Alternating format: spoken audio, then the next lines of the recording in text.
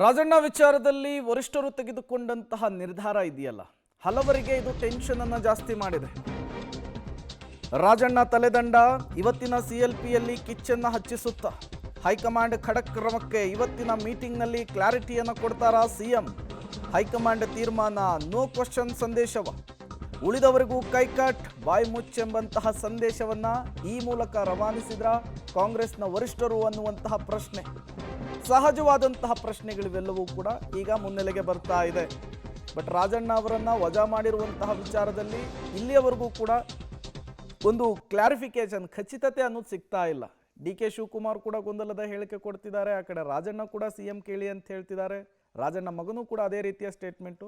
ಹಾಗಾಗಿ ಮುಖ್ಯಮಂತ್ರಿಗಳು ಇದಕ್ಕೆ ಕ್ಲಾರಿಫಿಕೇಶನ್ ಕೊಡುವ ಸಾಧ್ಯತೆ ಇದೆ ಇವತ್ತಿನ ಸಿಎಲ್ಪಿ ಮೀಟಿಂಗ್ನಲ್ಲಿ. ಬಿಟ್ಟಿದ್ದಾರೆ ಸಂಪುಟದಿಂದ.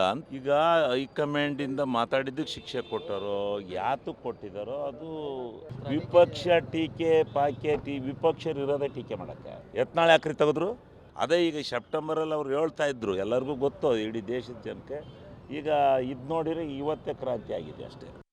ಮಲ್ಲಿಕಾರ್ಜುನ್ ಖರ್ಗೆ ಸಾಹೇಬರು ಮತ್ತು ರಾಹುಲ್ ಗಾಂಧಿ ಅವರು ಮತಗಳ್ಳತನದ ಬಗ್ಗೆ ದೊಡ್ಡದೊಂದು ಆಂದೋಲನ ನಡೆಸಿದ್ವಿ. ನಾವು ಕೆಲವು ವಿರೋಧ ಹೇಳಿಕೆಗಳನ್ನ ಯಾರು ಕೊಟ್ಟಿದ್ದಾರೆ ಅವ್ರ ಮೇಲೆ ಆ್ಯಕ್ಷನ್ ತಗೊಂಡಿರ್ಬೇಕು ಅಂತ ನನ್ನ ಅನಿಸಿಕೆ. ಯಾವ ಬೇಜಾರು ಆಗಿಲ್ಲ, ನನ್ನ ತೆಗೆದ್ರೂ ಬೇಜಾರಾಗಲ್ಲ, ಸಿ ಎಂ ಅವ್ರು ತೆಗೆದ್ರೆ ಸಾಹೇಬ್ರಿಗೂ ಬೇಜಾರಾಗಲ್ಲ, ಉಪಮುಖ್ಯಮಂತ್ರಿಗಳಾದ ಡಿ ಕೆ ಶಿವಕುಮಾರ್ ತೆಗೆದ್ರೂ ಯಾರಿಗೂ ಬೇಜಾರಾಗಲ್ಲ. ಯಾಕಂದರೆ ಹೈಕಮಾಂಡ್ ನಿರ್ಧಾರ ಅದು ಅಂತಿಮ. ಹೈಕಮಾಂಡ್ ಏನು ನಿರ್ಧಾರ ಮಾಡ್ತದೆ ಅದ್ರ ಪ್ರಕಾರ ನಾವೆಲ್ಲ ನಡ್ಕೋಬೇಕು.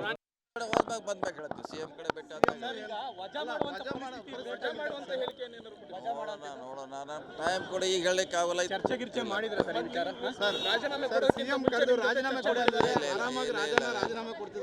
ಇಲ್ಲ, ನನಗೆ ಐಡಿಯಾ ಇಲ್ಲ. ನಾವು ಸಿಎಂ ಹೋದ್ ಬಂದಾಗ ಮಾತಾಡ್ತೀವಿ.